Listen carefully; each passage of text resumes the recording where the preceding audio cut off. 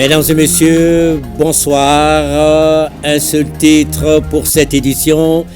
Demain 1er janvier 2025, jour de l'an. Nous sommes aujourd'hui le 31 décembre, dernier jour de l'année 2024.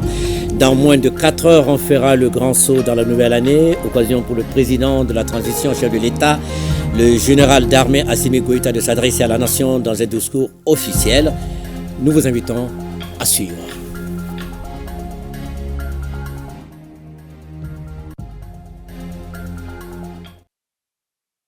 Mesdames et messieurs, bonsoir. Bienvenue donc à ce journal. Journal avec un seul titre. Demain, c'est le 1er janvier 2025, jour de l'an. Déjà, nous sommes aujourd'hui le 31 décembre, dernier jour de l'année 2024. Dans moins de 4 heures, on fera le grand saut dans la nouvelle année. Occasion pour le président de la transition, le général d'armée Assimi Goïta, de s'adresser à la nation dans un discours officiel. Nous vous invitons à suivre le discours du président à la nation. À ton appel, Mali, pour ta prospérité, fidèle à ton destin, nous serons tous unis. Un but, une foi, pour une Afrique unie. Si l'ennemi découvre son front, au-delà ou au-dehors, debout sur les remparts, nous sommes résolus de mourir pour l'Afrique et pour toi, Mali. Notre drapeau sera liberté pour l'Afrique et pour toi, Mali.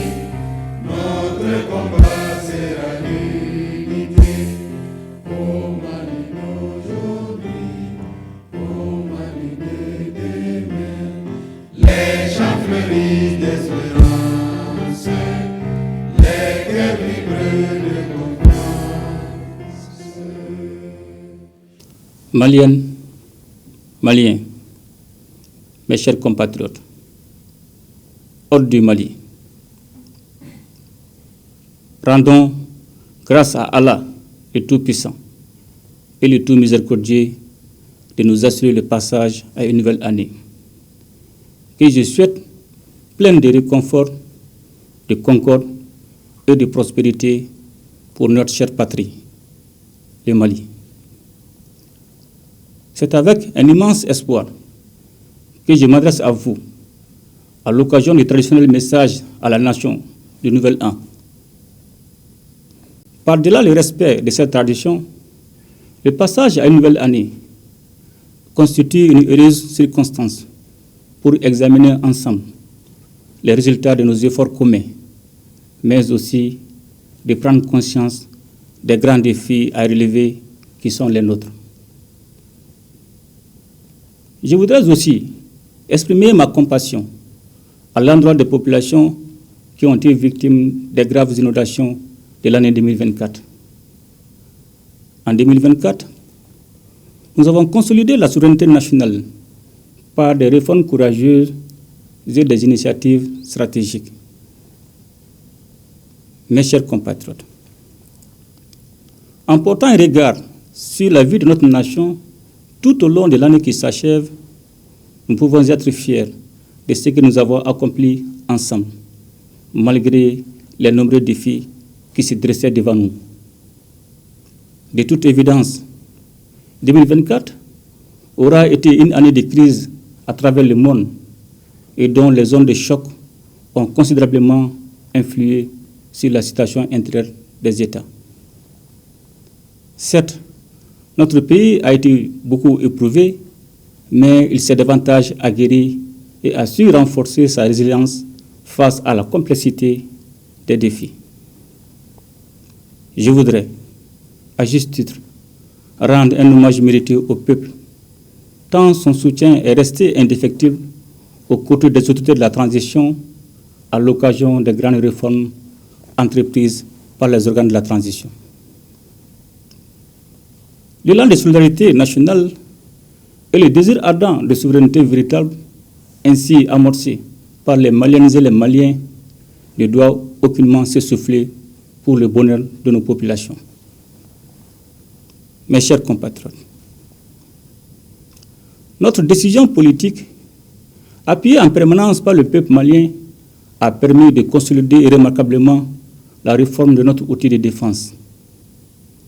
Les forces armées et de sécurité ont engagé et poursuivi au cours de l'année 2024 de vastes opérations de sécurisation de l'ensemble du territoire, notamment dans la région de Kidal, où des opérations spéciales ont porté un coup décisif à des chefs terroristes dans la localité de Tanzawatin. La coordination des opérations, les réformes ainsi que les partenaires stratégiques seront poursuivis conformément aux orientations politiques.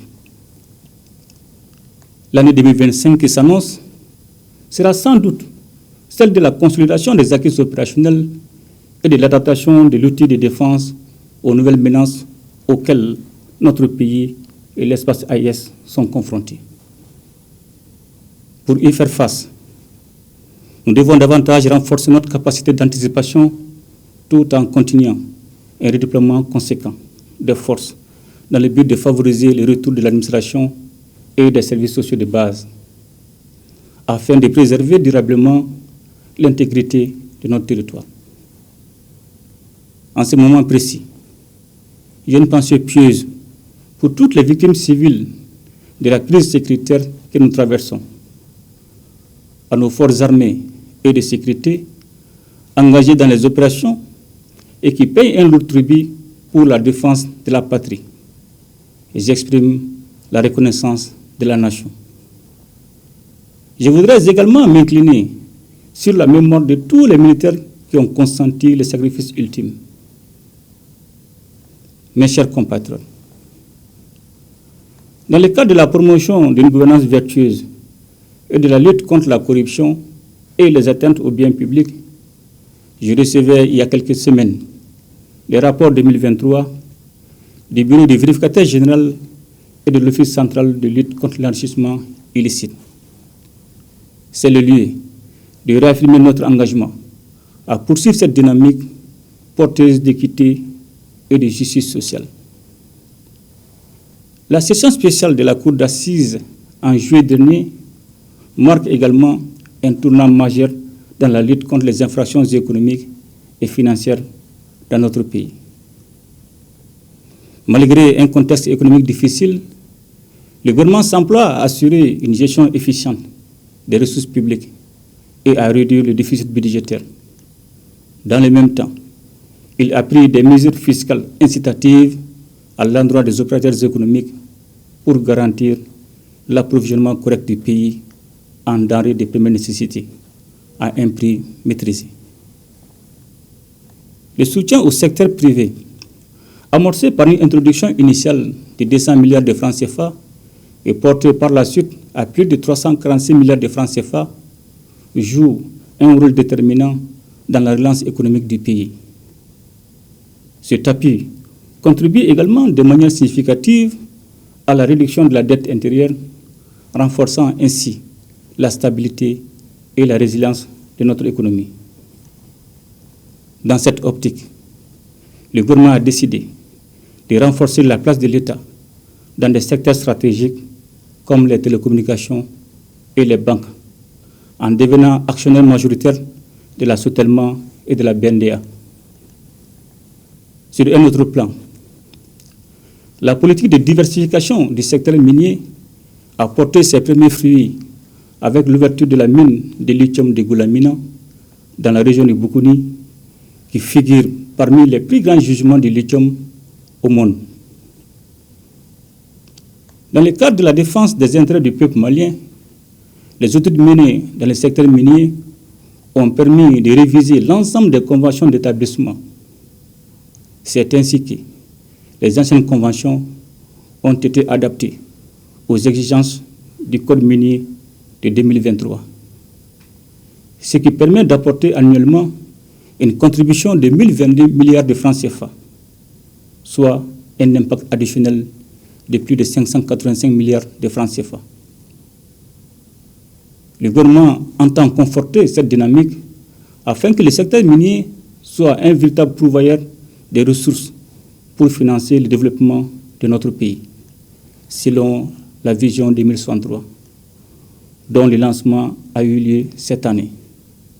Mes chers compatriotes, notre peuple, à travers le dialogue intermalien, a marqué sa constance, mais surtout sa conviction pour l'avènement d'un Mali nouveau, le Mali Koura, le Mali de nos rêves, où nos valeurs sociétales reprendront tout leur sens au profit de la construction nationale sur fond de souveraineté. Le chantier du Mali Koura, que nous bâtissons courageusement et méthodiquement, s'appuie essentiellement sur notre foi en l'avenir du Mali, avec comme objectif l'émergence d'un Malien de type nouveau, le Mali d'un Koura, un patriote et un bâtisseur. Fort de cette conviction, nous avons lancé en avril 2024 le programme national d'éducation aux valeurs qui vise à renouer avec nos valeurs traditionnelles et à les revitaliser face à la crise multidimensionnelle que traverse notre pays. Conformément à ma vision de donner une culture de Mali Koura à la jeunesse et à inculquer la valeur sociétale aux jeunes du Mali dans une dynamique de revitalisation culturelle de nos territoires, je décrète l'année 2025, l'année de la culture au Mali, toute chose qui participera à la renaissance culturelle de notre pays, avec nos valeurs cardinales de paix, de cohésion sociale et une promotion accrue des talents de nos artistes, avec une valorisation de notre patrimoine culturel commun. À cette occasion, j'invite les Maliens à revitaliser nos valeurs culturelles et à célébrer notre riche culture durant cette année 2025. Mes chers compatriotes, c'est avec beaucoup de peine que je vois nos populations confrontées à la crise énergétique qui dure depuis quelque temps. Les mesures prises pour sa résolution dans le cadre du mix énergétique renforceront sensiblement la fourniture de l'électricité dans notre pays. Le lancement des projets structurants tels les centrales solaires de Sanangourouba, de Safo et de Tchakadougou participent de cette ambition gouvernementale. Suivant mes instructions, le gouvernement intensifie les efforts pour une résolution durable de la crise énergétique. Mes chers compatriotes, nos actions politiques et économiques au plan interne sont soutenues par une diplomatie active qui porte partout la voix du Mali et notre exigence de respect de la dignité et de la souveraineté de l'État. La création de la Confédération des États du Sahel avec le Burkina Faso et le Niger a constitué l'événement majeur dans la sous-région ouest africaine en raison de ses implications politiques et géostratégiques.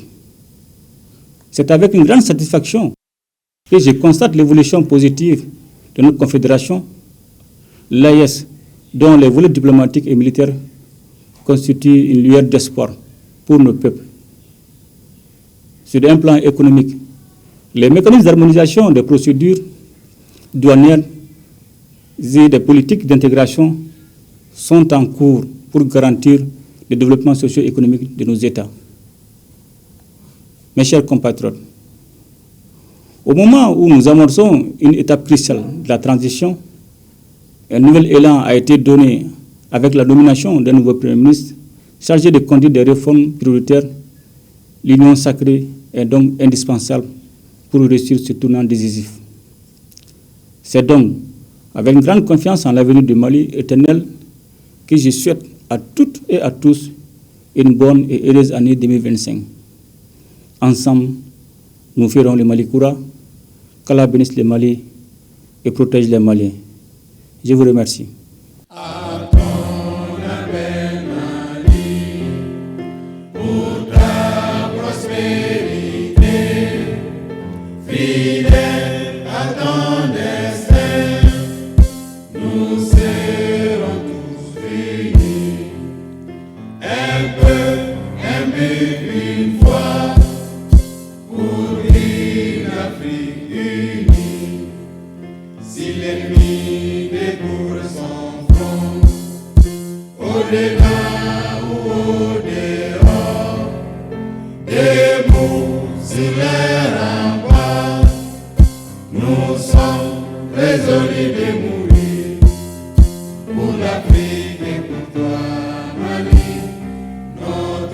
l'amour sera liberté pour l'Afrique et pour toi, Mali. Notre combat sera l'unité. Au Mali d'aujourd'hui, au Mali de demain, les chants fleurissent d'espérance, les cœurs vibrent de C'était l'adresse de Nouvel An du chef de l'État à la Nation. Comme vous venez de le suivre, le président de la transition décrète 2025 l'année de la culture au Mali. Dans son discours, le chef de l'État s'est prononcé sur les mesures en cours afin de renforcer la fourniture de l'électricité, mais aussi les dispositions prises pour le développement socio-économique du pays. Plusieurs autres sujets, dont la création de la Confédération des États du Sahel, ont été évoqués par le général d'armée Assimi Goïta. Les grandes lignes de son discours, c'est avec Mahamadou Koné. Maliennes, Maliens, mes chers compatriotes. Pour la 4e fois, à l'occasion du Nouvel An, le président de la transition adresse ses vœux à l'ensemble des Maliens. Des vœux pour que 2025 soit une année de grandes réalisations et de grands défis à relever pour la satisfaction de l'ensemble de ses compatriotes. Le discours de Nouvel An est aussi un moment de jeter un regard sur l'année qui s'achève. Pour le général d'armée Assimi Goïta, des résultats communs ont été enregistrés malgré les difficultés. Des réformes et initiatives ont permis de consolider la souveraineté, selon le chef de l'État, qui estime que les Maliens doivent être fiers de ce qui a été accompli. Le président de la transition salue la résilience des Maliens tout en leur rendant hommage pour leur soutien indéfectible à l'occasion des grandes réformes entreprises par les autorités de la transition. Il ne pouvait ne pas exprimer sa compassion aux victimes des inondations des mois passés. 2024, c'est aussi les vastes opérations de sécurisation du territoire national par les forces armées et de sécurité. Et le général Goïta de se féliciter de la consolidation de l'outil de défense et d'avoir une pensée pour toutes les victimes du terrorisme. La promotion d'une gouvernance vertueuse, la lutte contre la corruption et les atteintes aux biens publics restent des priorités pour les autorités de la transition. Les rapports 2023 du Bureau du vérificateur général et de l'Office central de lutte contre l'enrichissement illicite sont la réaffirmation de cet engagement qui va se poursuivre puisque cela contribue à plus d'équité et de justice sociale. C'est en tout cas la conviction du chef de l'État qui insiste sur la gestion efficiente des ressources publiques dans un contexte économique difficile. Pour donner un nouveau souffle aux finances de l'État, le Mali est devenu actionnaire majoritaire dans la société de téléphonie Sotelma et dans la Banque nationale de développement agricole BNDA. Le général d'armée Assimi Goïta se réjouit de l'inauguration de la mine de lithium de Goulamina. Ajoutez à cela l'adaptation des anciennes conventions minières aux exigences du nouveau code avec des retombées estimées à des centaines de milliards supplémentaires. Pour donner plus de vitalité à nos valeurs sociétales, le chef de l'État décrète 2025 l'année de la culture au Mali. Ceci devrait permettre de renforcer la paix, la cohésion sociale, mais aussi la promotion des artistes maliens et la valorisation du patrimoine culturel commun. Concernant la crise énergétique, le président Goïta dira que des mesures sont en cours pour renforcer la fourniture de l'électricité aux Maliens. La création de la Confédération des États du Sahel, regroupant le Mali, le Burkina et le Niger, constitue pour le chef de l'État l'événement majeur dans la sous-région ouest africaine. En sa qualité de président de la Confédération, le général d'armée constate une évolution positive, précisant que les volets diplomatiques et militaires de l'AES constituent une grande lueur d'espoir pour nos peuples. Ensemble, nous ferons le Mali Koura, qu'Allah bénisse le Mali et protège les Maliens.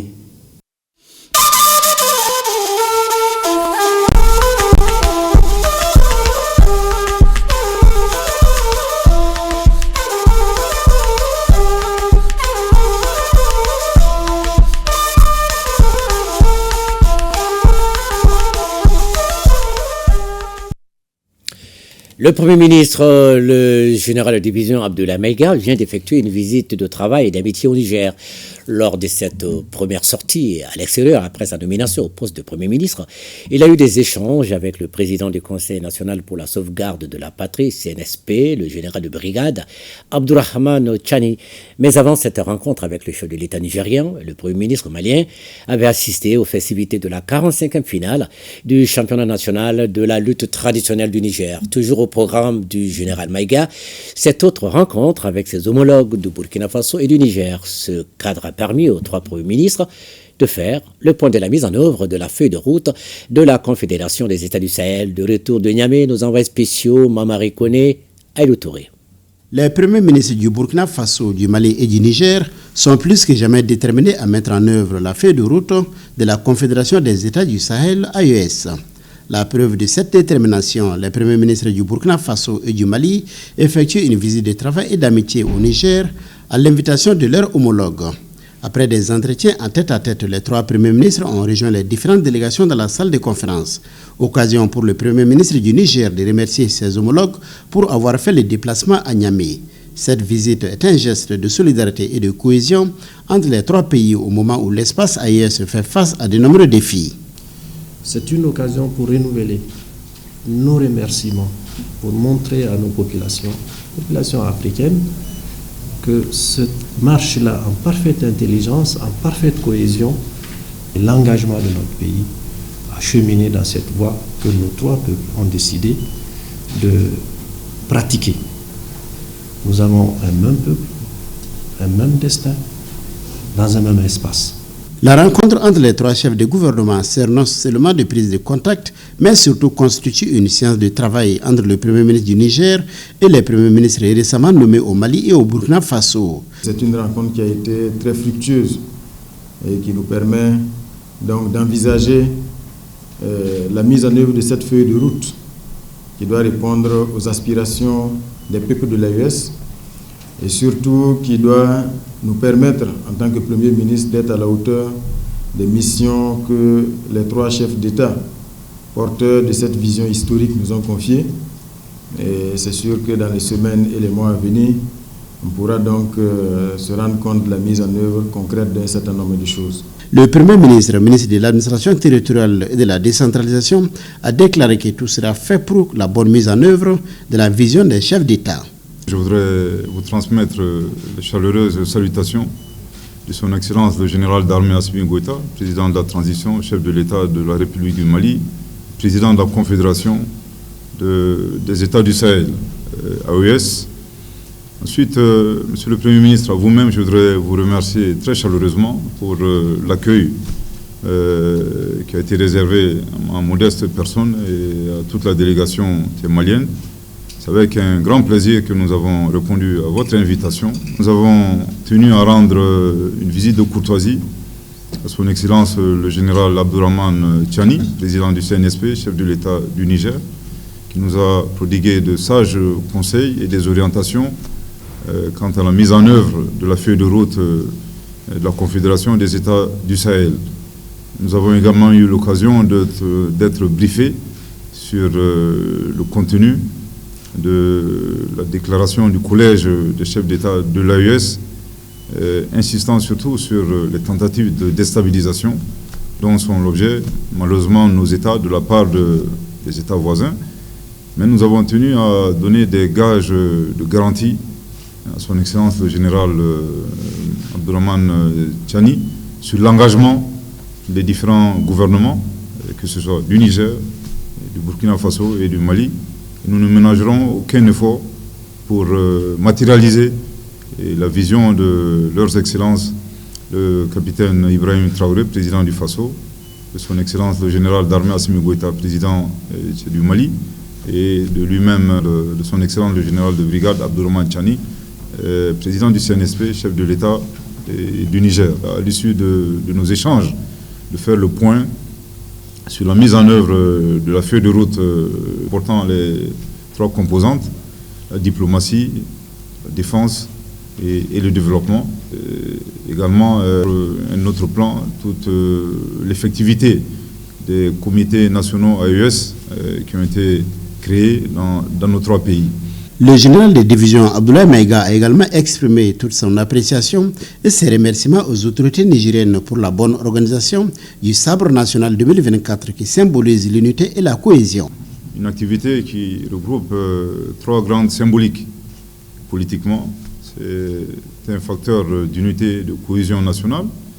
Sur le plan culturel, j'ai également compris que la lutte rend hommage à l'histoire des sociétés nigériennes. Sur le plan sportif, nous avons pu voir deux lutteurs très en forme. Je profite pour féliciter bien entendu le lutteur de Niamey, sachant que le lutteur de Dosso n'a pas démérité. Cette rencontre aura permis au Premier ministre de la Confédération des États du Sahel de renforcer davantage la coopération entre les pays au sein de l'espace. Lors de cette visite, le Premier ministre était accompagné par le ministre de l'Artisanat, de la Culture, de l'Industrie hôtelière et du Tourisme, du ministre de la Promotion de la Femme, de l'Enfant et de la Famille, du secrétaire général du ministère en charge des Sports ainsi que de quelques membres de son cabinet. Et nous restons au Niger où le président du CNSP, le chef de l'État, a reçu en audience hier après-midi une délégation des leaders religieux de confession chrétienne conduite par Monseigneur Laurent Lampo, archevêque de Niamey. Les échanges ont porté sur la vie de la nation. C'était en présence des membres du CNSP, Abdul Karim Maman Barmou et Yazi Rabiou. Cette audience accordée par le président du Conseil national pour la sauvegarde de la patrie, chef de l'État, le général de brigade Abdraman Chani, à la délégation des leaders religieux de confession chrétienne conduite par l'archevêque de Niamey, s'inscrit dans le cadre des consultations avec les forces vives de la nation sur les questions d'intérêt national. Il nous a remerciés pour nos engagements vis-à-vis de cette nation dans la prière et l'accompagnement des membres du CNSP. Nous avons aussi, à notre tour, remercié le président pour l'accompagnement par rapport à nos communautés chrétiennes. Et à Noël, nous avons vu des délégations nous présenter les vœux du président lui-même.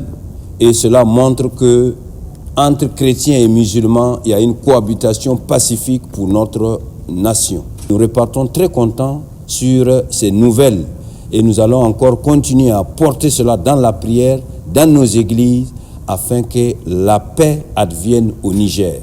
Monseigneur Laurent Lampo a réaffirmé l'engagement de la confession chrétienne à accompagner le Conseil national pour la sauvegarde de la patrie et le gouvernement dans la quête de la souveraineté du pays. Il a également souligné qu'ils continueront les prières en faveur du Niger et de son peuple et aux autres pays de l'AES pour que la paix et la cohésion sociale règnent davantage dans l'espace AES. Au Burkina Faso, le Premier ministre Jean-Emmanuel Ouédraogo a procédé à la remise officielle d'équipements médico-techniques au ministre de la Santé, le docteur Robert Gargougou. C'était ce mardi 31 décembre 2024 à Ouagadougou. Ces équipements, acquis à hauteur de plus de 5 milliards de francs CFA, viennent renforcer le système de santé. La cérémonie de remise avec Nyarkité Dar. Donner la santé à tous les Burkinabés partout où ils se trouvent, le gouvernement s'engage à fond avec cette autre remise de logistique roulante et de matériel médico-technique. Il s'agit spécifiquement de 10 ambulances, de 39 pick-up et de 625 motocyclettes d'une part et d'autre part d'équipements de blocs opératoires, de réanimation et de 83 équipements de laboratoire. Ces équipements sont composés de chariots d'anesthésie pour endormir les patients, de tableaux opératoires qui peuvent supporter jusqu'à 230 kg, de respirateurs pour la réanimation, de lits électriques également pour les patients en réanimation, des échographes, notamment des échographes portatifs, des ECG et des moniteurs multiparamétriques pour surveiller les paramètres vitaux. Selon le Premier ministre, ce dont traduit la volonté du président du Faso d'améliorer l'offre de santé au Burkina Faso. Tout cela devrait permettre véritablement de répondre à deux objectifs majeurs. Le premier, c'est la qualité de l'offre de soins aux citoyens burkinabés partout sur le territoire burkinabé. Et l'autre élément, c'est l'amélioration des conditions de travail de ces braves agents de santé qui, en dépit de toutes les difficultés, tous les jours, se battent dans un esprit de sacrifice pour que tous les Burkinabés puissent bénéficier des soins de santé de qualité. Le Premier ministre Rim Talba Jean-Emmanuel Ouedraogo appelle à un usage optimal des matériels acquis à la sueur du contribuable. C'est un matériel qui a coûté près de 5 milliards 800 millions de francs CFA, dont 90% financés par le budget de l'État, c'est-à-dire financés par le contribuable burkinabé. C'est aussi l'occasion, et nous avons tenu à inviter M. le ministre de la Santé à prendre toutes les dispositions utiles pour que les agents sur le terrain qui vont être les bénéficiaires de ce matériel-là en prennent le plus grand soin, afin que l'impact soit non seulement significatif, et surtout que l'impact soit durable. Les matériels d'équipement des blocs opératoires, de réanimation et de laboratoires sont destinés à l'ensemble des centres hospitaliers universitaires et centres hospitaliers régionaux, selon le directeur général de la Société de gestion de l'équipement et de la maintenance biomédicale du Burkina. Quant à la logistique roulante, notamment les motocyclettes, elles iront dans toutes les formations sanitaires pour faciliter la mobilité des agents au niveau des CSPS ainsi que les agents de santé à base communautaire. Il a été officialisé hier le nouveau logo de l'AES, une belle œuvre graphique qui prend en compte les réalités et les aspirations des 3 pays membres, dans la forme tout comme dans le fond. On peut, sans se tromper, dire que la conception du logo de l'AES a pris en compte tous les aspects essentiels en la matière. Dans le reportage qui suit, Cheikh Oumar Sangari passe à la loupe le nouveau logo avec les regards des spécialistes du graphisme. L'harmonie offre la beauté forge l'admiration et l'admiration réaffirme la consistance de l'idéal de création de la Confédération des États du Sahel. Voici le nouveau logo de l'AES. L'œuvre identitaire est formée d'un ensemble de cercles dont un orangé illustrant le soleil rayonnant qui annonce une nouvelle ère pour nos pays. Au milieu se dresse un majestueux baobab, un arbre de notre espace dont le bois tendre est gorgé d'eau, d'où son surnom arbre bouteille. Le baobab est aussi appelé arbre de vie ou arbre pharmacien à cause de ses vertus médicinales et c'est là-dessous que se tenaient les grandes rencontres au village. Voilà pourquoi, sous les baobabs de ces logos, on retrouve les silhouettes de différents personnages pour exprimer la diversité démographique qui est un atout pour notre région. Les 3 étoiles dorées qui brillent représentent nos 3 pays, le Mali, le Burkina Faso et le Niger. D'un point de vue artistique, ce logo est un symbole identitaire de l'AES. Et nous, on nous disait de l'enfance que mes mains m'appartiennent, mes pieds m'appartiennent, mais la parole ne m'appartient pas. Et ce sont ces paroles-là qui étaient prononcées sous l'arbre à palabre, qui est symbolisé ici effectivement par le baobab, qui montre l'enracinement profond de nos États. Et il y a un auteur qui disait qu'il faut s'enraciner au plus profond de l'africanité et rester ouvert aux 80 du monde. Donc le baobab représente effectivement cet enracinement, n'est-ce pas, l'espoir effectivement de ces États du Sahel. Le cercle est un symbole qui signifie le rassemblement. Quand les gens se mettent ensemble, vous vous rassemblez, donc on dit que vous avez constitué un cercle familial. Donc dans le cercle familial, on discute de tout et on échange de tout. Et le fait d'employer des cercles, n'est-ce pas, pour vraiment symboliser, n'est-ce pas, schématiser, n'est-ce pas, ce regroupement-là, ça, je l'ai beaucoup apprécié.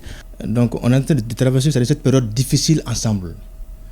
Mais avec ces pays, ces 3 pays, c'est-à-dire qui sont ancrément solides dans nos racines, ces défis, on va les relever dans le bon sens.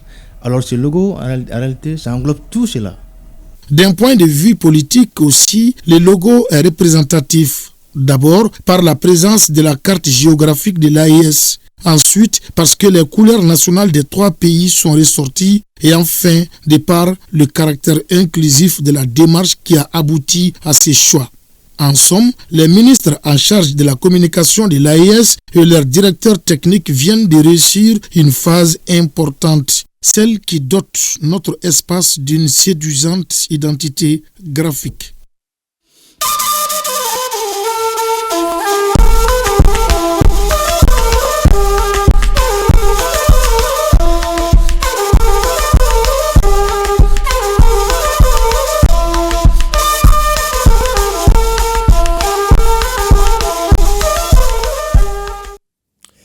Nous vous en parlions hier en marge de sa visite en Mauritanie où il est porteur d'un message du président de la transition du général d'armée Assimi Goïta au président mauritanien Mohamed Ould Al-Ghazouani. Le ministre des Maliens établi à l'extérieur de l'intégration africaine, Moussa Ag Atayer, a rencontré à l'ambassade du Mali des Maliens vivant en Mauritanie, une diaspora estimée à ce jour à quelques 50 000 personnes. Le point avec nos envoyés spéciaux à Nouakchott, Ousmane Daou et Idrissa Traoré. Pour répondre à l'appel du Mali, le ton est donné par l'hymne national.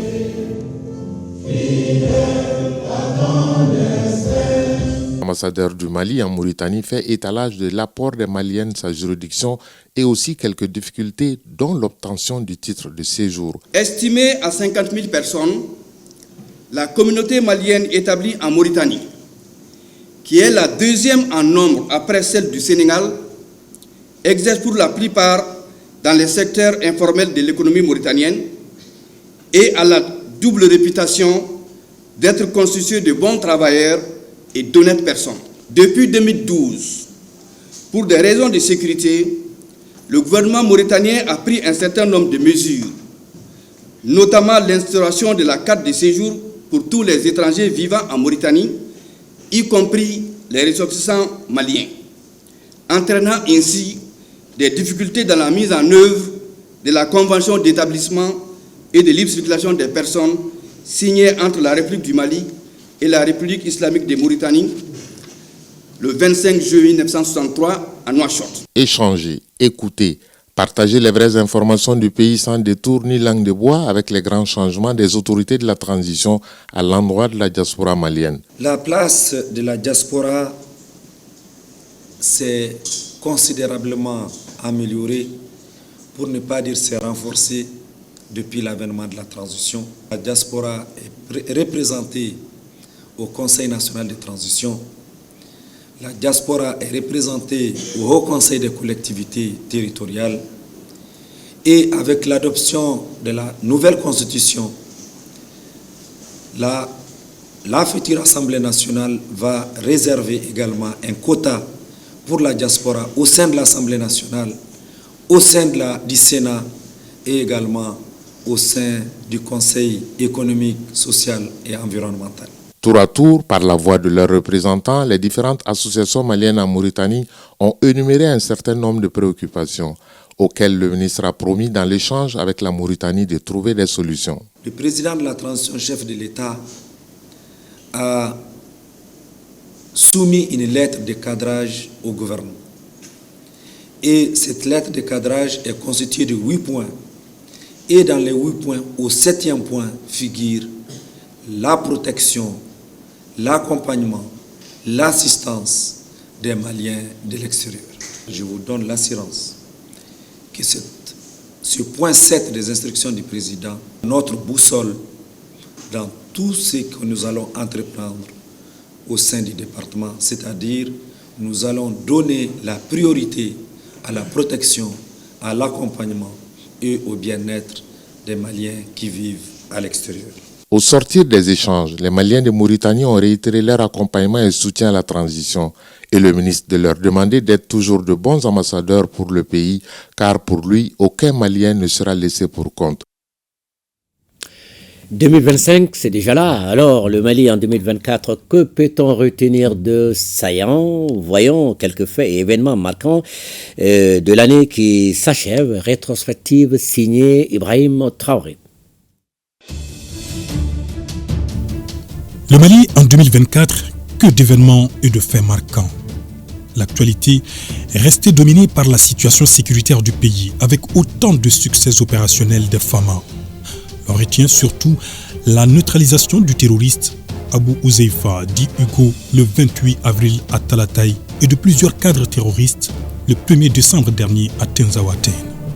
Derrière ces victoires se cache l'acquisition d'importants équipements de dernière génération, notamment des drones TB2 réceptionnés le 4 janvier et des drones Akinchi en novembre.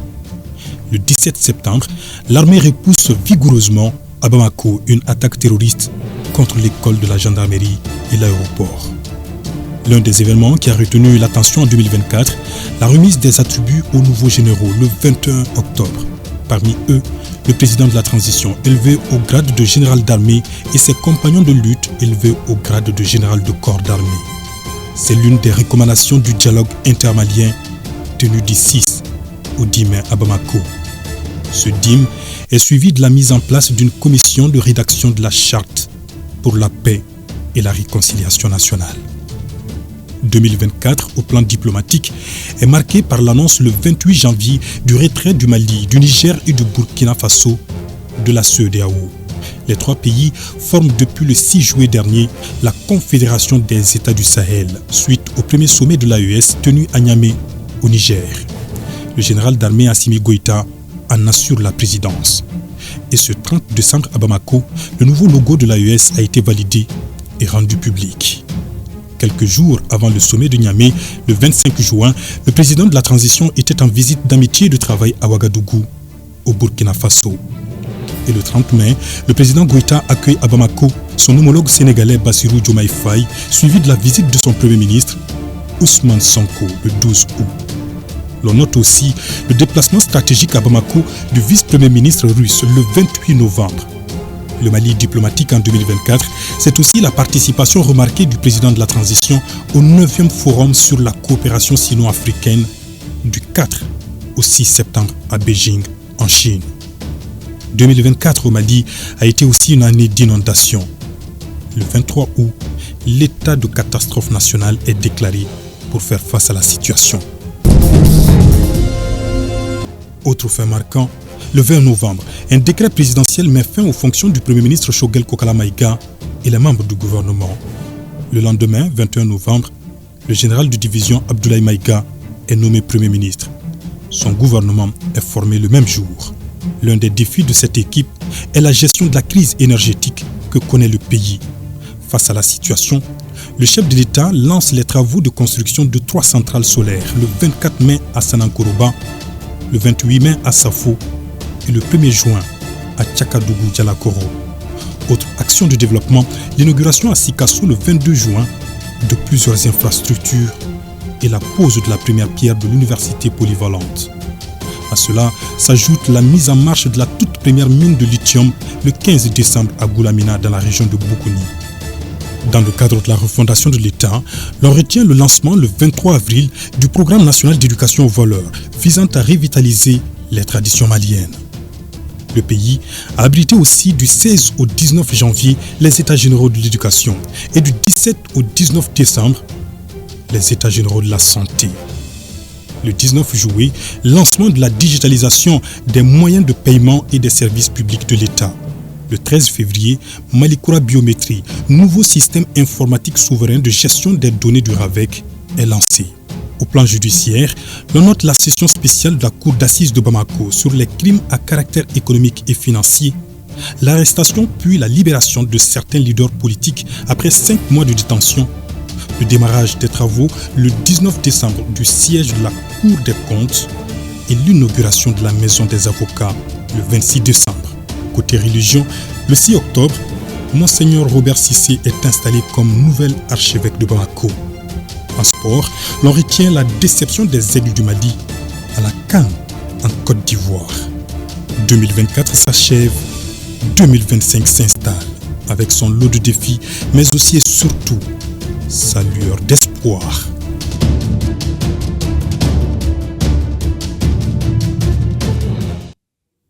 Absolument. Merci à vous. Ibrahim Traoré, vivement d'autres actions structurantes au cours de l'année 2025. Bamako, dans la mouvance de la fête de la Saint-Sylvestre, en famille, en groupe, d'amis ou individuellement, c'est selon. Ils sont nombreux, très nombreux même, ces citoyens à préparer de vrais festins, des repas copieux, des agapes variées et très souvent au menu le poulet, dont les points de vente étaient pris d'assaut aujourd'hui, voire les jours précédents. Cependant, du côté des vendeurs de vêtements et autres parures, les clients ne se bousculaient pas du tout à la porte. Selon les commerçants visités par notre équipe de reportage, la conjoncture serait passée par là. Atmosphère de veille de fête dans la ville des Trois Caïmans. C'est dans ce grand format signé Temoko Konaté et Yakuba Kone. La ville de Bamako sous un temps clément ce mardi, dernier jour de l'an. La population vaque à ses occupations, la grande majorité portant le regard sur la fête de la Saint-Sylvestre. Découverte du point de vente des poulets contigu au cimetière d'Amdalaï en commune 4 du district de Bamako, où l'engouement des clients s'est fait plus que jamais sentir. Un engouement motivé par les préparatifs de la fête de la Saint-Sylvestre, une fête attendue avec une admiration passionnée. Autour de ce point de vente, un ensemble d'activités génératrices de revenus. Certains s'activant à égorger parfois sans le moindre respect des règles établies, d'autres s'attelant à lever les plumes. Pour la fête, les clients ont commencé à venir depuis hier. Les employés ont passé la nuit ici. Chez moi, les prix varient entre 2500 et 3000 francs. Les poulets sont un peu chers aujourd'hui parce que j'ai appelé mon client. Lui me dit que les prix varient entre 4000 et 4500 quoi. Donc moi je vais me contenter de 6 poulets. Pour le réveillon, nous avons acheté du poulet, de la banane plantain, de la pomme de terre et de la laitue. Après le dîner, nous allons nous promener au boulevard de l'Indépendance. Alors que certains citoyens sont dans la pause sur des sorties pour aller à la découverte des endroits prestigieux de la capitale et retenant leur attention, d'autres envisagent une célébration dans la sobriété. Le menu favori demeure le poulet. Je reste en famille avec les neveux, les nièces et évidemment avec la femme. On va manger tout simplement. Donc, et nous souhaitons une nouvelle année. Ce qu'on a préparé, c'est pour les enfants. Donc depuis hier, elles sont en train de nous fatiguer. Donc il s'agit de leur préparer quelque chose afin qu'elles puissent fêter au moins à la maison. Comme quoi par exemple? Comme ils ont bien dit, le poulet à logo. Moi je compte acheter des poulets pour préparer dans ma famille, manger avec mon mari et mes enfants à la maison. Voilà, je ne compte pas sortir ce soir quand même. C'est justement cet état d'esprit qui semble atténuer l'effervescence dans les boutiques de vente de vêtements où tout tourne au ralenti. Il s'agit par exemple des robes moulantes pour des créatures à l'allure d'une oreille du jardin des délices éternels, des costumes pour les dandys et des jeans pour les jeunes garçons. Les prix des robes varient entre 15 000 et 40 000. Les vestes à partir de 40 000. Les chemises à partir de 10 000. Mais il faut reconnaître qu'il n'y a pas de clients. Même atmosphère de morosité dans les pressings, comme nous le confirme Naouma Traoré en charge de la gestion de cette entreprise. Avant, il y a 20 ans, il y a 30 ans, les gens se bousculaient quand même dans les pressings pour enlever les habits de fête, les vestes et consorts. Ceux qui n'avaient pas les moyens de se faire des habits neufs, c'est rien vers les pressings. Un constat général, la fête de la Saint-Sylvestre est une occasion de grande ferveur et de grande mobilité, car marquant le passage au Nouvel An. Cependant, le fait de la conjoncture demeure perceptible, comme quoi chaque année a ses réalités. Voilà, veille du Nouvel An, les salons de beauté sont les endroits les plus prisés par les femmes et par les jeunes filles. Et c'est pour faire rayonner leur beauté, que ce soit les coiffures, les manucures, les pédicures, les tatouages. Tout est sollicité pour ce passage au Nouvel An. Notre équipe de reportage, dirigée par Mariam Koulibaly, a fait le tour de la ville. On regarde. La Saint-Sylvestre, réveillon de l'an, est aperçue pour de nombreux Bamakois comme une fête de grande envergure. Pour l'occasion, une touche particulière est mise sur la beauté féminine qui se veut rayonnante pour ces rendez-vous festifs, d'où l'affluence dans les salons de beauté. Si Djeneba Diakité est spécialiste à la pose de fossiles. À chaque fin d'année, c'est comme ça.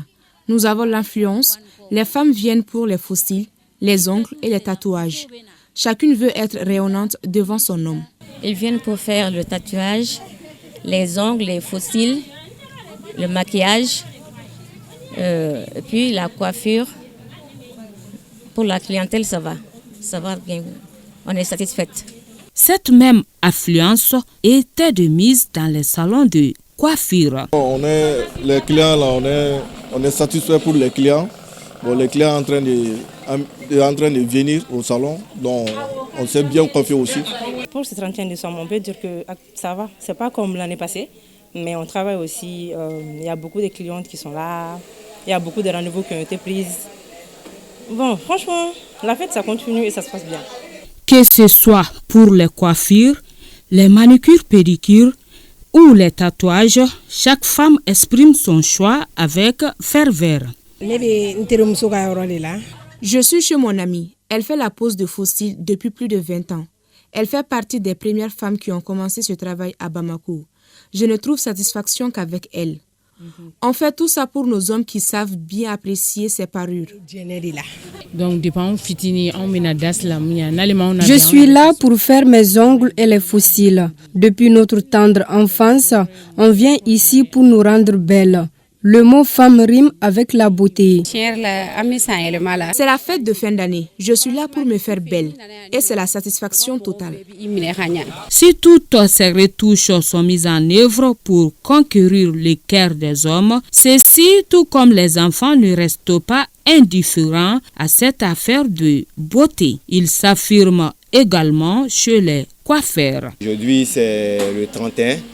Les gens doivent venir se rendre beaux pour entrer dans la nouvelle année. Donc sinon, le problème c'est qu'ici, il y a tout le temps de la clientèle.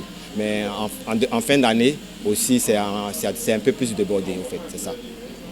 En général, je me coiffe toujours, mais aujourd'hui, il se trouve que c'est le dernier jour de l'an. Donc peut porter bonheur, ça peut porter chance, donc oui. Reste à formuler le vœu pour que la fête soit belle et que l'année 2025 soit une année de prospérité et de paix pour un Mali. Et bonne année à tous. Justement, dans le cadre des festivités de fin d'année, le Conseil régional de la jeunesse du district de Bamako, en collaboration avec la délégation spéciale de la mairie du district de Bamako, a lancé une caravane de sensibilisation des jeunes sur l'interdiction de l'utilisation des pétards. Et c'est le boulevard de l'Indépendance qui a abrité ce lancement. Et on fait le reportage avec Aliou Abdoulaye Touré. Une fête sans incident, stop aux pétards et aux feux d'artifice. Ce sont ces messages véhiculés au cours de cette campagne de sensibilisation qui a pour objectif d'informer au maximum la jeunesse sur l'interdiction de l'utilisation des pétards en cette veille de fête. Dans nos familles, dans nos quartiers, non à l'utilisation des pétards ce soir. On peut fêter sans pétards. Si on utilise des pétards, ça va amener beaucoup de dégâts. La jeunesse, ensemble, non au pétard, non au pétard, non au pétard. Cette initiative de la jeunesse est soutenue et accompagnée par la délégation spéciale de la mairie du district de Bamako. Dans le cadre de l'application des mesures instaurées par nos plus hautes autorités, à savoir le communiqué du ministère de la Sécurité et de la Protection civile, qui a interdit l'utilisation des feux d'artifice et des pétards lors des cérémonies de célébration des fêtes de fin d'année.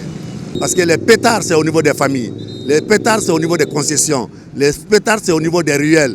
Lorsque les jeunes vont s'engager pour s'abstenir, pour essayer de veiller à conseiller leurs collègues, et on pourra résoudre ce problème-là. Nous lançons un appel à chaque chef de famille, à chaque femme de ménage, aux autorités et légitimités traditionnelles, de s'investir personnellement pour qu'il n'y ait pas de feux d'artifice, pour qu'il n'y ait pas de pétards, pour qu'on puisse vivre sereinement ces fêtes dans la joie, dans le bonheur et la prospérité. Par cette campagne de sensibilisation, la délégation spéciale de la mairie du district de Bamako joue ainsi sa partition pour parvenir à terme à l'utilisation des pétards.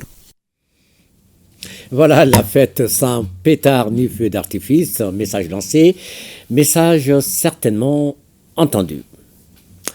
Une fête dans la fête, la deuxième chaîne de télévision du Mali, ORTM 2, souffle ses 13 bougies ce mardi 31 décembre. ORTM 2, 2 fois plus proche, comme slogan, la chaîne régionale pour Bamako et environ, dédiée aux jeunes et aux femmes. Une mission qu'elle a remplie depuis sa création avec plusieurs responsables qui se sont succédés à la tête, chacun avec son approche, sa stratégie, son plan de développement, mais toujours en épousant les contours de l'esprit du service public de l'Office. À l'occasion de ce 13e anniversaire de ORTM 2, nous sommes allés à la rencontre de certains de ces responsables et agents qui ont participé à l'évolution de la structure. C'est un reportage de Dala Traoré. Merci de nous suivre. C'était là le coup d'envoi de TM2, la télévision Mali 2. Coup d'envoi donné ici par le président de la République. Monsieur le Président, pourquoi le choix du 31 décembre? Il y a 13 ans, feu le président Amadou Toumani Touré donnait ainsi le ton de l'ouverture officielle de la 10e chaîne de télévision du Mali, TM2. Une chaîne conçue à l'origine comme une télévision de proximité pour les jeunes et les femmes. C'est une chance et une véritable expérience pour ces anciens agents qui ont servi la chaîne dès le départ de cette aventure historique. Nous étions là dès le départ, on va même dire un peu avant le départ, parce que rédacteur en chef au niveau de la rédaction de la première chaîne de télévision. Nous avons eu un peu à avoir un regard sur le casting, ensuite la préparation de ce qui devait être la future rédaction de TM2 en son temps et de ORTM2 aujourd'hui. J'étais chargé surtout du sport et de la rédaction aussi, en épaulant la première rédactrice en chef, Fata Maïga. Donc j'étais là, je l'aidais un peu dans les tâches. Mais ce qu'il faut retenir surtout, c'est que le tout premier direct de TM2, c'était l'émission sportive que j'ai eu la chance et le privilège de présenter. J'ai présenté le journal juste une semaine après l'ouverture de la chaîne. Donc ça a été un tremplin pour moi parce que ça m'a permis d'être connu au Mali. Partout où je passe maintenant, tout le monde me reconnaît. Comme tout autre service, de la création de TM2 devenu par la suite ORTM2 à nos jours, plusieurs agents de la boîte ont occupé des postes de responsabilité avant de passer le relais à d'autres. Mon passage à ORTM2, j'ai retenu beaucoup de choses, surtout cette expérience particulière vécue, parce que c'était quand même une nouvelle chaîne, avec une nouvelle rédaction, et il fallait travailler sur beaucoup d'initiatives afin de créer assez de contenu pour ce journal consacré essentiellement à l'information de proximité, à l'information, comme on le dit, service. Donc, c'était une belle expérience. Les ambitions... Je ne sais pas si c'était des ambitions smart, je ne sais pas trop, mais j'en avais beaucoup quand même pour ORTM2, en termes d'abord de recherche des ressources propres. Nous avions des idées, en termes de contenu du programme également, nous en avions. En tout cas, pour moi, il s'agissait vraiment de faire de ORTM2 une télévision émergente. De bons souvenirs certes, mais aussi des difficultés qui ont marqué le passage des anciens de la chaîne ORTM2. Comme toutes les autres télévisions, il y a des hauts, il y a des bas. Certes, la division technique a été toujours confrontée à des difficultés, notamment à savoir le travail qui était censé être fait par plusieurs machines au début, on le faisait par une seule machine. Et actuellement, vu qu'une seule machine, nous avons plus de 17 machines qui sont en train de faire ce travail. Il faudra comprendre aussi qu'il y a l'évolution technologique qui est là, qui nous suit de près. Donc nous sommes obligés de nous adapter à ces évolutions technologiques. C'était surtout, on va dire, c'était un manque de personnel. C'était une rédaction où il n'y avait pas assez de journalistes, il n'y avait pas assez de cadreurs, assez de monteurs. Donc bref, il n'y avait pas assez de personnel. On venait ici souvent présenter les journaux ici, les journaux ici, les journaux télévisés ici le week-end. On n'avait pas d'imprimante. On était obligé de rédiger les chapeaux en manuscrit, d'aller présenter le journal comme ça avec.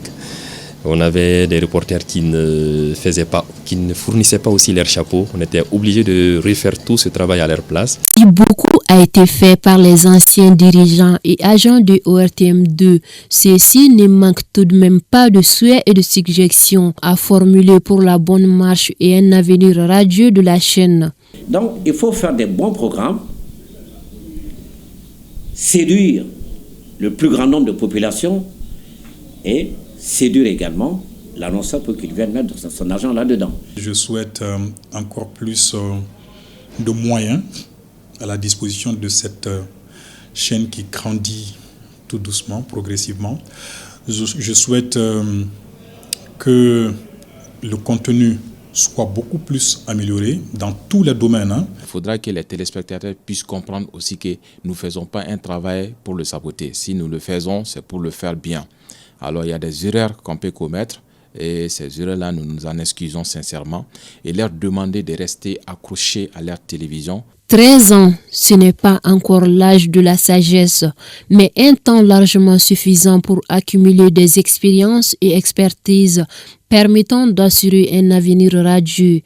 Joyeux anniversaire à ORTM2, la chaîne de télévision de l'avenir. Merci à vous, Dalla Traoré. Joyeux anniversaire à ORTM 2. Un rendez-vous dans l'agenda des téléspectateurs de l'ORTM depuis 2000. Ça s'appelle le Grand Show et c'était toujours en direct cette année encore. Le Grand Show de l'ORTM est au rendez-vous, mais enregistré en grand public dans les conditions du direct. Le Grand Show 2024 de l'ORTM est un programme festif avec des animations interactives, des performances artistiques pour célébrer l'année écoulée et accueillir la nouvelle année avec brio dans l'allégresse. Et l'innovation 2024, ce sont des performances musicales mixtes, live et playback avec plusieurs artistes réunis autour d'un orchestre et drivés par les animateurs les plus en vue de la boîte. À voir sur le plateau ce soir, Amadou et Mariam, Oumou Sangaré, Vieux Farka Touré, Fatih Kouyaté, Fatim Diabaté, haut de gamme, Master Soumi, les comédiens Yoro Diakité, Petit Goro, Oumar Konaté, Serouché, la liste est longue. Il y a également plusieurs autres surprises pour rendre cette fête belle en présence d'un charmant public de tous les âges, de l'humour aux vœux, en passant par les potpourris. Les invités rejouent les moments marquants et drôles de l'année. Le format 2024 est un mix d'émotions, format qui offre une belle occasion de divertissement et d'interactivité. Justement, ce qu'il faut pour boucler l'année qui s'achève et réveillonner en beauté avec votre télévision nationale. Rendez-vous donc tout à l'heure, c'est à 22h30 pile sur ORTM 1 et 2 pour vivre le passage à 2025. Et c'est une coordination éditoriale de Amadou Koudjo et la grosse équipe de production dirigée par Yeye Sabo. À tout à l'heure donc. Et voilà, c'est la fête. Le ministre du Travail, de la fonction publique et du dialogue social qui communique, qui rappelle, en application des dispositions de la loi numéro 05040 du 22 juillet 2005 relative aux fêtes légales en République du Mali, que la journée de demain, mercredi 1er janvier 2025, jour de l'an, est chômé et payé sur toute l'étendue du territoire national. Donc demain, 1er janvier 2025, chômé et payé sur toute l'étendue du territoire national. Bonne fête à tout le monde. Le chef d'état-major général adjoint des armées, le général de division Kéba Sangaré, a présidé aujourd'hui, 31 décembre 2024, la cérémonie officielle de passation de commandement entre les commandants du centre d'instruction Boubacar Sadassi de Koulikoro, entrant et sortant. Le colonel Issa Kaloga, 23e commandant du 10 centre, fait valoir ses droits à la retraite. Après des dizaines d'années de loyaux services rendus à la nation malienne, son successeur, le colonel-major Aboubakar Sérémé, s'est engagé avec son équipe à suivre les directives établies par son prédécesseur en veillant à ce que le centre continue de remplir efficacement sa mission. C'est un reportage de Djemba Moussa Konaté. La revue des troupes par le commandant sortant du centre d'instruction Boubacar Sadassi de Koulikoro, le colonel Issa Kaloga, suivi de celle du chef d'état-major général adjoint des armées, le général de division Kéba Sangaré, marque la cérémonie de départ des rangs des forces armées maliennes du colonel Issa Kaloga. L'instant est solennel et plein d'émotions. Après la passation des témoins entre les deux commandants, le nouveau commandant du centre d'instruction Boubacar Sadassi a effectué sa première revue des troupes qui marque le début de son commandement au centre d'instruction Boubacar Sadassi, mais aussi à la place d'armes de Koulikoro. Monsieur le chef d'état-major général adjoint des armées, je m'engage avec mon équipe à suivre les directives que vous avez établies, en veillant à ce que le centre continue de remplir efficacement sa mission. Nous redoublerons d'efforts pour former les militaires compétents, disciplinés et prêts à relever les défis sécuritaires actuels et futurs. C'est en restant unis, tout en accomplissant nos missions dans nos domaines respectifs, que nous pourrons atteindre nos objectifs communs.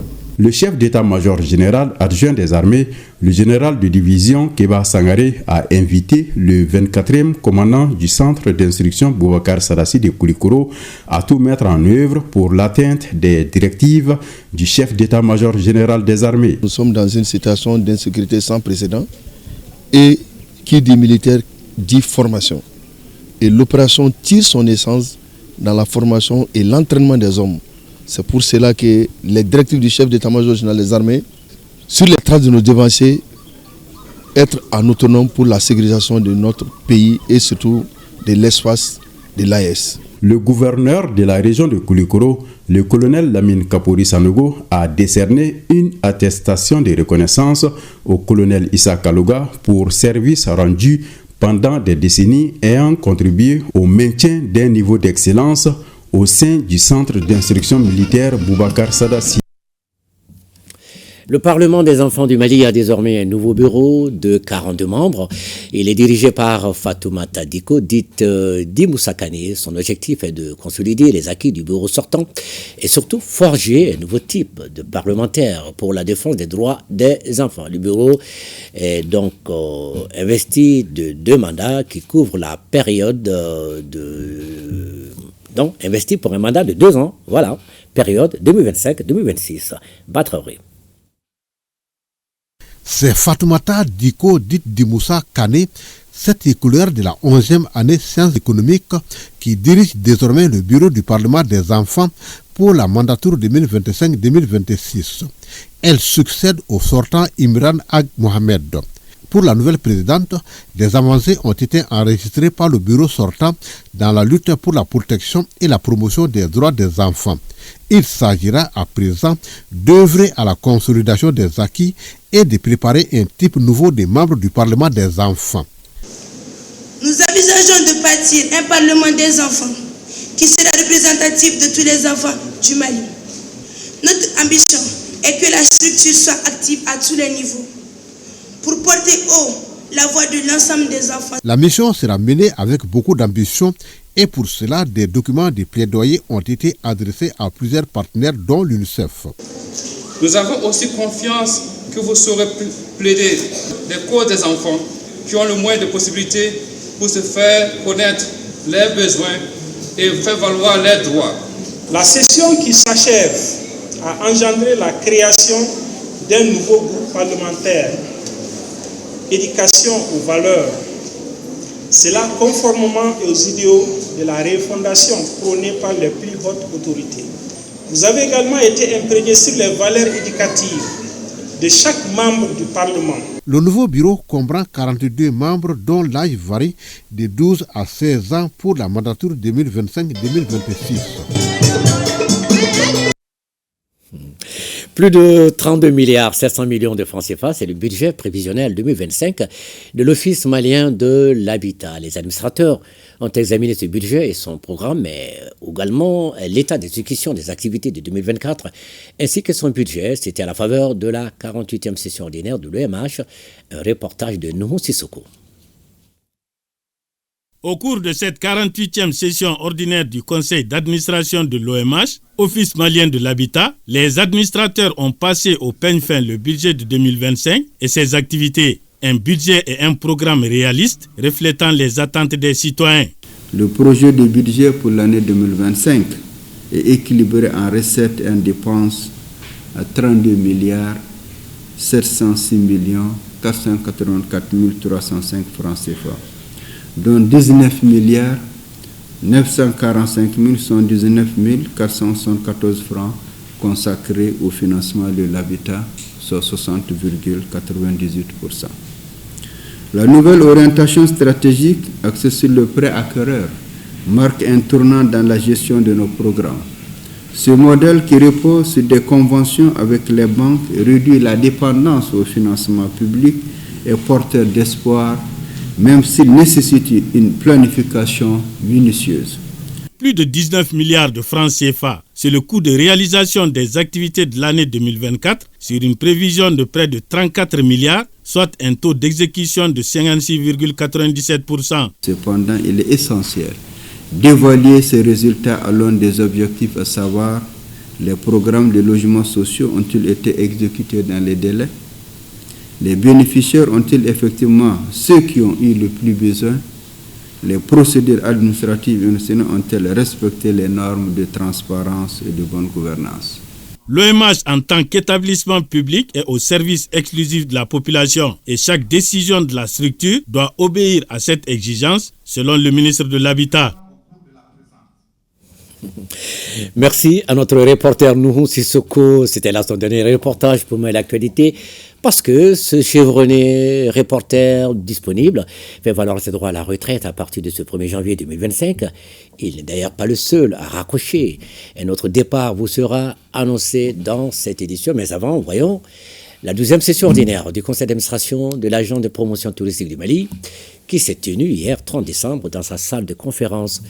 Le projet de l'année 2025 est fixé à 1,362,321,000 francs CFA, soit une légère baisse par rapport à l'année 2024. Un compte rendu de Ibrahim Kaoukonaté et Mbarakou Maïga. Cette 12e session ordinaire du conseil d'administration de l'agence de promotion touristique au Mali est essentiellement budgétaire. Le projet de budget 2025 est équilibré en recettes et en dépenses à la somme de 1,362,321,000 francs CFA contre 1,452,806,000 francs CFA, soit une baisse de 6,22%. Du point de vue mobilisation des ressources financières. Donc, ce qui fait que nous n'avons pas été en mesure d'atteindre les résultats escomptés. Donc, c'est une situation un peu générale.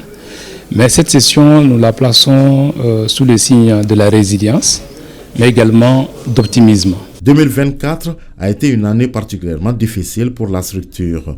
Malgré ces difficultés, l'APTM a pu obtenir quelques résultats satisfaisants. Le succès des opérations militaires sur le terrain augure de belles perspectives pour l'industrie du tourisme, qui constitue d'ailleurs le baromètre pour le retour de la paix et de la stabilité dans notre pays. Je voudrais saluer ici les efforts de la direction générale de l'agence en ce qui concerne les démarches de crédibilisation et ses projections financières avec une tendance baissière observée au cours de ces dernières années. Parmi les activités phares de 2025 qui seront adoptées par les administrateurs au cours de cette session, on peut citer l'itinéraire touristique avec les pays de l'AES, le tourisme interne ainsi que le voyage intégrateur. L'Union pour la démocratie et le développement, l'UDD, se porte bien, et même très bien en tout cas. C'est l'avis de son premier vice-président. Cette déclaration a été faite à la 13e conférence nationale du parti couplée au 3e congrès du mouvement des jeunes de l'UDD qui s'est ouverte ce samedi à la Maison des aînés de Bamako. Par ces rencontres, l'UDD entend renforcer sa présence sur la scène politique nationale et cela en vue des prochaines échéances électorales. Plusieurs partis politiques amis sont venus apporter leur soutien à l'UDD. Un reportage de Mamadou Fane. L'Union pour la démocratie et le développement, UDD, à la rencontre de ses militants à l'occasion de sa 13e conférence nationale. Une conférence couplée au 3e congrès du mouvement de la jeunesse du parti qui se tient dans un contexte difficile pour le pays. Mais le parti de la Colombe garde néanmoins l'espoir avec la nouvelle dynamique de dialogue amorcée par les autorités de la transition. L'Union pour la démocratie et le développement s'engage à s'investir résolument dans cette dynamique, conformément à la feuille de route du Premier ministre, le général de division Ablaye Maïga, à qui il a été demandé d'œuvrer à l'apaisement du climat social. Dans son discours d'ouverture de cette 13e conférence, le vice-président de l'UDD a lancé un appel aux autorités de la transition. Le processus électoral doit marquer un tournant décisif pour une démocratie apaisée et crédible. Nous plaidons pour des élections libres, transparentes, inclusives, où chaque Malienne et Malien pourra exprimer sa voix. Au-delà des élections, il nous faut attaquer aux causes profondes des crises qui traversent notre pays. Chaque Malien doit se mobiliser contre l'insécurité persistante qui fragilise nos régions et nos communautés. Chaque homme politique doit apporter sa proposition pour sortir des inégalités économiques, sociales qui menacent la cohésion nationale. Ces défis nécessitent un leadership audacieux, une vision claire des forces vives du Mali. Au sortir de cette conférence et du congrès des jeunes du parti, les responsables de l'UDD feront des propositions concrètes pour le renforcement des assises du parti dans le pays. TapTapSend, l'application mobile de transfert d'argent est désormais lancée au Mali. Le partenariat signé à cet effet entre Orange Money et TapTapSend a été dévoilé à la presse. Il s'agit surtout de faciliter le transfert d'argent de la diaspora aux familles bénéficiaires ici au Mali. Youssouf Diakité est allé voir pour l'actualité. Ceci est une bonne nouvelle pour les utilisateurs de la monnaie électronique. Le transfert d'argent de la diaspora, c'est désormais en un clic avec ce partenariat que l'application de transfert d'argent TapTapSend vient de nouer avec Orange Money. La direction de TapTapSend est désormais installée au Mali, au grand bonheur de la diaspora malienne et les familles bénéficiaires. Le partenariat avec TapTapSend est un partenariat qui permet aux Maliens qui sont installés en France, en Espagne, en Italie, aux États-Unis, au Royaume-Uni, en Arabie Saoudite et d'autres pays dans le monde, ça les permet d'envoyer de l'argent vers les comptes Orange Money et leurs proches qui sont ici, les bénéficiaires, peuvent retirer l'argent gratuitement. Aujourd'hui, tous les Toukaranké ont décidé, ils ont choisi que c'est TapTapSend leur solution pour pouvoir envoyer de l'argent à leur famille au Mali. Aujourd'hui, nous célébrons 2 ans de partenariat, 2 ans d'union de 2 structures qui placent au cœur de leurs activités le bien-être des Maliens. La réception tardive des fonds envoyés par la diaspora au pays est donc désormais un mauvais souvenir. Prévu par l'article 15 de notre code pénal, une personne est en état de récidive lorsqu'elle commet une nouvelle infraction après avoir été condamnée pour une première infraction similaire. Très fréquente, la récidive a des notions voisines comme par exemple la réitération, le concours idéal, le concours réel et le concours de qualification. Voilà des termes quelque peu ésotériques pour le grand public. En tout cas, tout sera clarifié dans ces reportages par Garibou Pérou. En général, les lois imposent des peines plus sévères contre les récidivistes tout en ayant à l'œil les conditions et les éléments constitutifs de la récidive. Voyons maintenant la notion de la récidive avec Garibou Pérou et Thierry Camara. C'est dans notre chronique judiciaire. Simple ou légale, la récidive au sens juridique du terme est une notion qui tient compte du passé pénal d'une personne. Le concept soulève les questions juridiques et sociales. Pour qu'il y ait récidive, il faut certainement la réunion de plusieurs conditions. Cette notion est prévue par l'article 15 de notre code pénal. Il y a ce qu'on appelle une condamnation. La loi exige que la condamnation soit pénale. C'est-à-dire qu'à l'issue du procès, il faut qu'il y ait une peine privative de liberté, à telle enseigne que les peines de sûreté et les peines d'amende ne sont pas prises en compte. Il y a ensuite ce qu'on appelle une condamnation définitive. C'est-à-dire qu'il faut une peine passée en force de choses jugées. Peu importe que la peine soit exécutée, c'est-à-dire que les peines avec sursis, qu'elles ne soient pas exécutées ou bien qu'elles soient graciées. La seule condition, c'est qu'elles ne soient pas amnistiées. Parce que l'amnistie suppose que l'infraction n'a jamais eu lieu. Il y a ce qu'on appelle le renouvellement de l'infraction. Ici, on exige seulement que l'infraction soit postérieure à la condamnation. Il n'est pas nécessaire qu'elle soit de la même nature. Il y a la récidive criminelle et la récidive délictuelle. Dans la récidive criminelle, la loi permet au juge, lorsque l'individu en face de lui est en état de récidive, de prononcer la plus grande peine, c'est-à-dire que la réclusion criminelle à perpétuité. En matière délictuelle, lorsque la première infraction est susceptible d'être condamnée de 1 an, la loi permet d'en venir au double. La récidive a des notions très voisines. C'est le cas par exemple du concours idéal. C'est une situation dans laquelle un individu commet plusieurs actions qui peuvent faire l'objet de poursuites judiciaires. C'est le cas de l'individu en état d'ivresse qui brûle le feu, injurie un policier et tamponne un piéton. C'est ce qu'on appelle le cumul idéal d'infraction. C'est différent de la récidive où vous avez renouvelé une infraction. Ici, par la même action, vous commettez plusieurs infractions. À côté du concours idéal, il y a aussi le concours réel. C'est la situation où une personne commet plusieurs infractions après avoir été condamnée. Ici, il s'agit de la commission d'infractions successives qui ne sont pas séparées par des condamnations. contrairement à la récidive où on exige d'abord qu'il y ait une condamnation, ensuite une nouvelle infraction. Nous avons aussi le concours de qualification. Ici, le récidiviste commet un nouvel acte criminel. Dans le cadre du droit pénal, le concours de qualification entraîne une augmentation de la peine. C'est le cas de l'individu qui commet une escroquerie avec l'émission d'un chèque sans provision. Vous avez l'escroquerie qui est une infraction à part. Vous avez aussi ce qu'on appelle l'émission de chèque sans provision qui constitue une infraction à part. Ici, la loi dit qu'on procède à la plus haute expression pénale. C'est-à-dire qu'on retient l'infraction la plus lourde en matière de peine. Il y a lieu donc de faire beaucoup attention dans ce genre de dossiers, surtout quand il s'agit des dossiers d'instruction. Tu vois, il est écrit sur le mandat récidive. Mais le juge n'a aucun élément pour vérifier réellement si la personne avait été condamnée ou bien si l'infraction pour laquelle on a dit récidive est en cours. Alors que si c'est en cours, la récidive ne joue pas. La récidive, on dit, n'intervient qu'après condamnation. Que la peine soit condamnée ou pas, il suffit qu'il y ait condamnation. C'est-à-dire une condamnation définitive passée en force de chose jugée. Mais pour une infraction qui est en cours de jugement, on ne peut pas parler de récidive. L'élément principal de la récidive, c'est qu'il fait qu'il y ait une première condamnation, ensuite la commission d'une nouvelle infraction.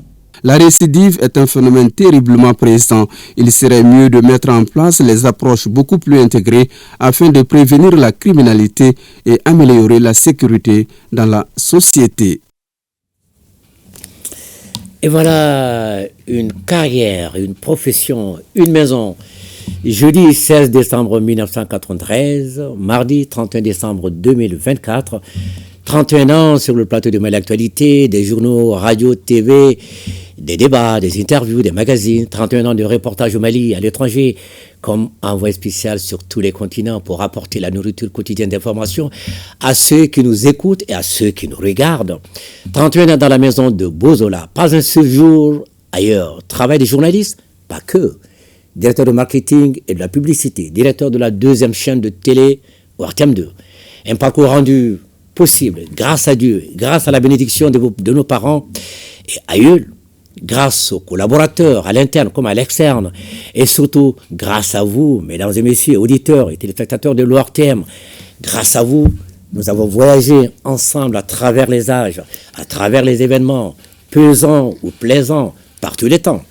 Merci à vous, mesdames et messieurs, les téléspectateurs et auditeurs de l'ORTM, pour vos nombreuses congratulations pendant les 365 jours de l'année, ce qui constitue pour nous 365 médailles tous les ans.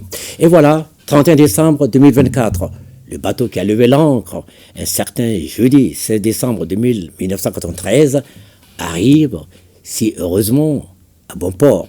Mesdames et messieurs, mes chers collaborateurs, journalistes, administrateurs, techniciens, chauffeurs, la hiérarchie, secrétaire de rédaction, nos stagiaires, bref, l'ensemble des acteurs de ce travail d'information à l'ORTM, travail qui est la forme la plus achevée du travail collégial. Hommage aux anciens qui ont guidé nos premiers pas. Merci à vous. Merci à vous tous.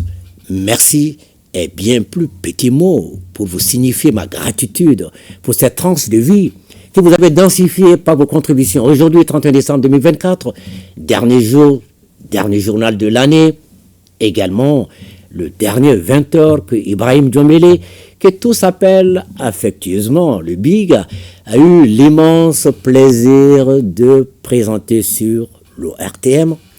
Bonne heureuse année 2025 à vous tous, une année lumineuse pour notre pays, une année lumineuse pour le monde. Merci.